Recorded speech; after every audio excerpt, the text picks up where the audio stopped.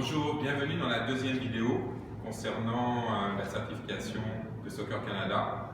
Cette partie-là, c'est plus sur la partie technique. Je me présente, je m'appelle Christophe Parr, je suis le VP technique du club de l'association de Verdun et je vous présente Sipho Sibiya, notre directeur technique. Aujourd'hui, on va vous parler du développement du joueur, ensuite du développement d'entraîneur et une toute petite partie à propos du développement des arbitres dans le cadre de l'organisation technique au niveau du club de soccer de Verdun. Voici l'organigramme du département technique, avec en partie en haut le directeur technique Sipho Sibiya, aidé par son assistant coach, son assistant directeur technique Juan. Okay, and part of our development of our technical plan is with me, we have Assistant Director Rohan, who's going to be in charge of our recreation program from U4 to U10. I am in charge of our CDC skill centers, which is again from U8 to U12, and we'll be in charge of all our certified coaches. We'll be in charge of all our parent coaches who we bring on to our CDCs to help out. And then we also will have assistant and technical staff that will guide, that I will guide as well. And we have two parks that we are in charge of. One is the Archibald and one is in Verdun. And again, we'll have staff coaches that are in charge of each field that we do there. And we also have our U11 to U18 on our Metro, U19 and up. With me also, so when we talked about our certified coaches that we have 8 staff coaches that we have now that are certified. We also develop our monitors. Now our monitors are young coaches from about 16 to 17 that we help develop within our club to become certified. We certify a lot of coaches in our S1, S2 and above. And we also have our assistant parent coaches, our assistant coaches that will come on, and we also certify them. That'll keep them in the game, keep them involved with their kids, and hopefully develop into our future coaches within the club. We have our LTPD program, which is obviously a CSA mandate that we follow. We keep the same principles. It's each stage of development within our club, and we just make sure we cater to all our players in their development phase. We have our initial phase, U4 to U6. And in this phase, I think it's important when they first come in, an introduction to the game. We want to make sure they come back, happy smiles, they're falling in love with the game, and so then we can also develop them into our future ages in this stage. Our foundation stage, U7 to U10, this is now a little bit more of a challenging environment for them, and the focus will continue on the individual skill with them, and then which obviously will make up with our teams. The U11, U12, the development stage we call this. This is now, again, we challenge our players. We want to make sure that each session is adapted to their groupings or their ability to play the game. But we'll also touch upon the aspects of our positioning as well as the relationship with the ball. Obviously, we want to make sure that they have that. And now the children's licensed coaches with our coaches, we believe that at this stage is very, very important. Our U13 to 18, this is now the beginning of our learning to train and also our learning to compete stage of our development with our players. With our players, their introduction to 11v11, so which is a big, new, challenging and progressive environment that they will follow. And then we also, at this stage, is also higher competition depending on the level that they play at.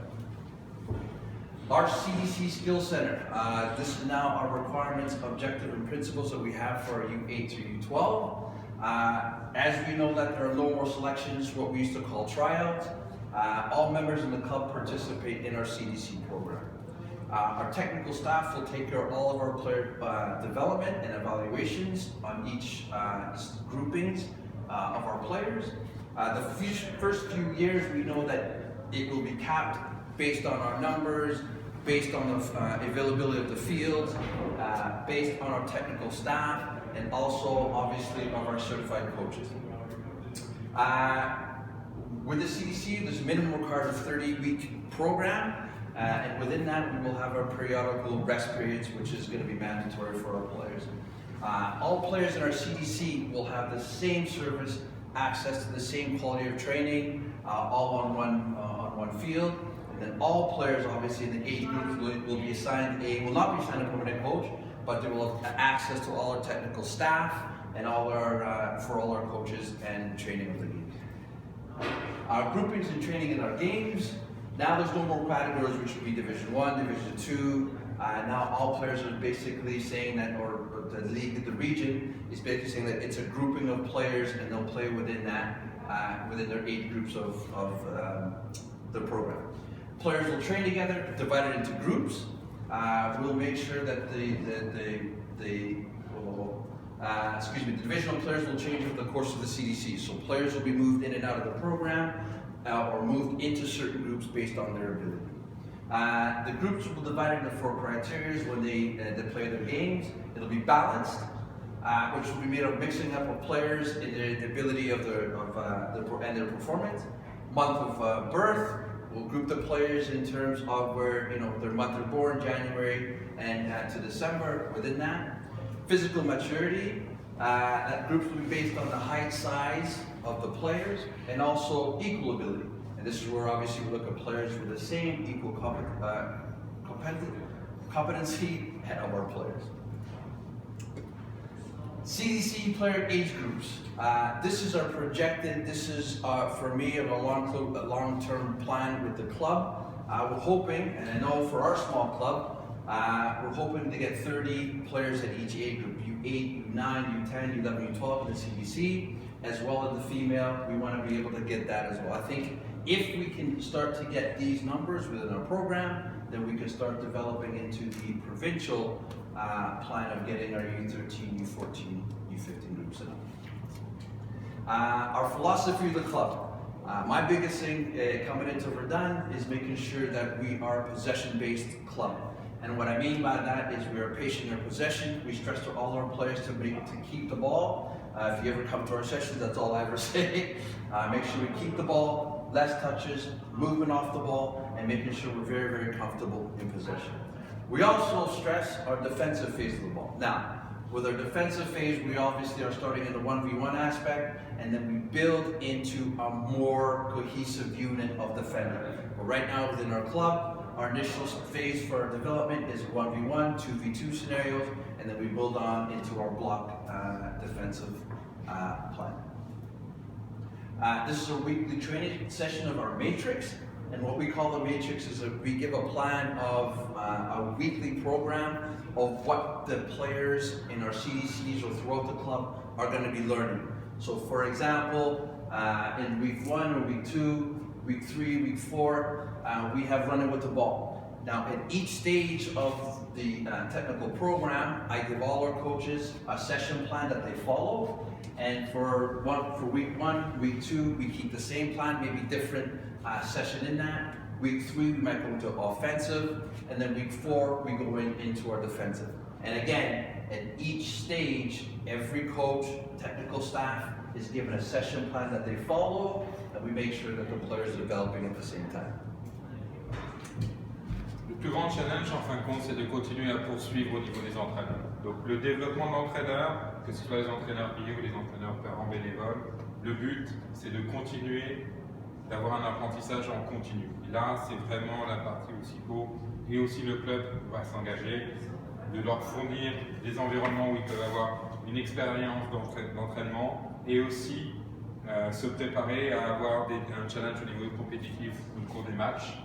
Le but pour nous, c'est d'aller chercher des formations à l'extérieur, d'offrir ces formations aux parents qui le décident et puis ensuite de les rembourser quand ils le font. Principalement, notre objectif à court terme, c'est aussi de commencer à faire des entraînements réguliers en présence de Sipho pour qu'il nous explique en plus son programme.